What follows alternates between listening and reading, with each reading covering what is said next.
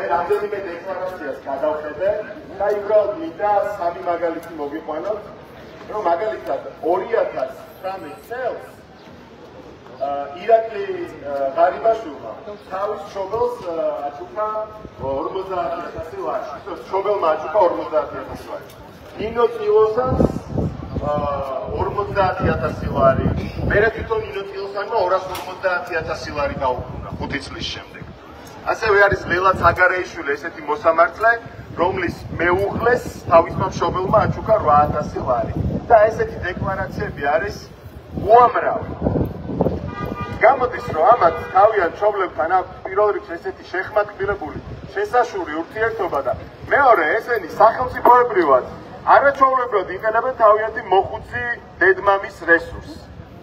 და ამავდროულად მიუხედავად 7 თვიანი აქციებისა, თხოვნისა, სხვადასხვა ფორმით წერილის გაგზავნისა, აქ შესვლისა, გამოსვლისა, ხან ვასიკოსთან, ხან თინასთან, ხან ვიღაც დაცვის ბიჭებთან, რამდენაირი ფორმით ითხოვენ რეჟიმის წევრების მშობლები ეთერს და ესენი მაინც არ უძღვევენ პირდაპირ ეთერს ტელევიზიაში.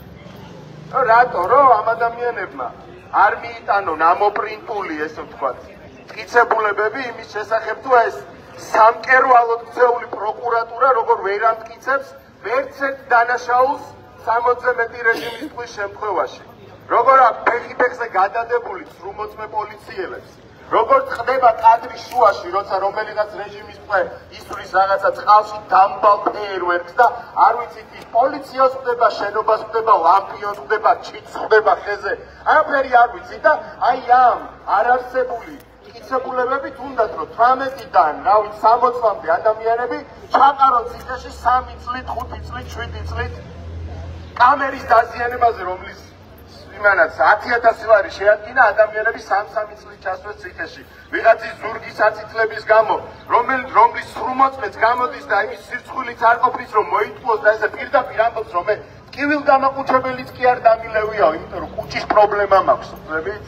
იმდენად არ მეტყინაო მათე დევიზის დარწმული ჯოხი რომ ტკივილგამაყუჩებელიც არ დამილევიაო და ამ ბიჭს 20 წლის ხელოვანს, მუსიკოს მიწას 4 წელი და 6 თვე. და რატო არ აძლევენ ამ მშობლებს ეთერს, რომ ვერ მივიდნენ და ვერ ილაპარაკონ ამ ადამიანებზე ადამიანურად, რომ ვერ თქვან ზოგიერთ მათგანს როგორ ენატრება თავისი გიტარა, ზოგიერთ მათგანს იმდენად რო ენატრება თავისი შვილიშვილი, რომ ითხოვს რომ წახლივით დამაბითო ეზოში ოღონდ მაგათან ერთად ვიყო და ზოგს კიდე ისე ენატრება თავისი შავი კატა თავის ოფისში. აი რამდენი ადამიანური მომენტია, რომლის გაგონებას არ უნდათ იმ დროს, როცა იბეთის დილაზე და საზმაუს შუადღეზე ხარ რომელი გამობობხდება იქიდან, ხარ რომელმაც რუსულკანოს ხელი მოაწერა და ილაპარაკებს თავის შვილზე, ზოგი რო სტრასბურგში სწავლობს, ზოგი ნიუ-იორკში, ზოგი რო ჭოჭიალაში დარბის იქ და მით შეგვაშურებენ თავის ოჯახური დილიას, როცა ნამდვილი ადამიანები ციხეში უპებიან და მათი ერთადერთი სიხარულის მომტანი ის არის, რომ საკაში თავისი თანამოაზრე შეიძლება შევიდეს და საღამოს ტელევიზორში რუსთაველზე აქცია ნახო და ესაა მათი ნუგეში. და ამიტომ არ უნდათ, რომ ეს ადამიანები გავიდნენ პირდაპირ ეთერში. რაც გასაგებია ამათი მხრიდან, იმიტომ რომ ესენი არიან პროფესიონალი პროპაგანდისტები. და ეხლა წარმოიდგინეთ თქვენ, რომ 7 თვე უხრელად, ზეგანაკვეთურად მუშაობდნენ რაღაცის შექმნაზე, არც თქვენ არ გენდომებოდათ ამისი წყალში ჩაკრა ვიღაცების ეთერში მოყვანე.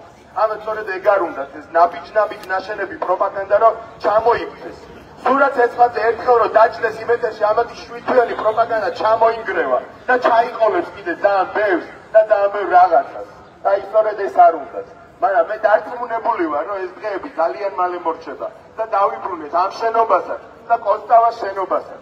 და აი ამ შენობასთან დაკავშირებით სადაც ბოლოჯერ დგანან ეს პოლიციელები და გვეფარებიან იქ შესასვლელად, მე მაქვს ესეთი ინიციატივა, რომ ეს შენობა, როდესაც ქართულ ოცნებას გავყრით საქართველოდან და ჩავყრით იზოლატორებში და ციხეებში, ეს შენობა გადავაკეთოთ საბჭოთა პროპაგანდის მუზეუმად და აქ მოუყაროთ თავი ყველა იმ ინციდენტს, ყველა იმ შემთხვევას, როდესაც ეს ადამიანები ჩვენს რეალობას ამბრუდებდნენ და აკალბებდნენ. 1920-იანი წლებიდან მოყოლებული დღემდე, იმიტომ რომ თინა ბერძენიშვილის და ვასიკოს ორივე არიან საბჭოთა პროპაგანდისტები, მათ ახალიც კი არაფერი არ უსწავლიათ. იგივე მეთოდებით აწარმოებენ ტყუილს, როგორც 1 საუკუნის წინ. და სწორედ ეს იქნება მათი ცხოვრება. აქ სკოლის მოსწავლეებს მოვიყვანთ ამ შენობაში ექსკურსიაზე. აქ ივლიან მომავალი ჟურნალისტები, რომ ნახო როგორი ჟურნალისტები არ უნდა იყვნენ და ეს მუზეუმი სიამაყით ატარებს ანა პოლიტკოვსკაიას სახელს, სადაც ის იქნება გახსნილი. და ვასიკოს, ფინას, გიამურღულიას ქალეთროს სახეში აფურთხებენ ეგეთი არაკაცების სიცოცხლე. მაგითი აკუმულირდება ბოლოს რა ტურისტი რო გამოვა ამ მუზეუმის ეზოში, მაქსიმუმ 100 კოლოფის შეფუთვაზე ეხატოს მათი პორტრეტები და ეწეროს საბჭოთა პროპაგანდისტი თინა ბერძენიშვილი.